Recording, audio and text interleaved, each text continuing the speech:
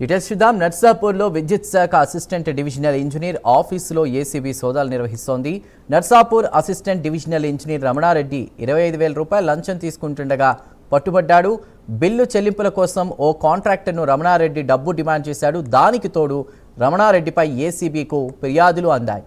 వెంటనే రంగంలోకి దిగిన ACB DSP Sudarshan Reddy ADE కార్యాలయంలో సోదాలు నిర్వహిస్తున్నారు.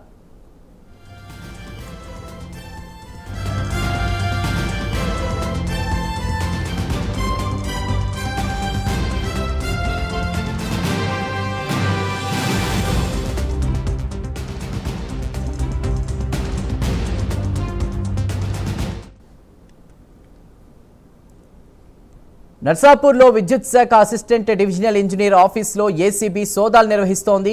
Narsapur assistant divisional engineer Ramana Reddy 25,000 రూపాయలు లంచం తీసుకుంటూ ఉండగా పట్టుబడ్డాడు. బిల్లు చెల్లింపుల కోసం ఓ కాంట్రాక్టర్ను రమణారెడ్డి డబ్బు డిమాండ్ చేసినట్టు తెలుస్తోంది. దానికి తోడు రమణారెడ్డిపై ఏసీబీకు ఫిర్యాదులు కూడా అందాయి. ఇక వెంటనే రంగంలోకి దిగిన ACB DSP Sudarshan Reddy ADE కార్యాలయంలో సోదాలు నిర్వహిస్తున్నారు.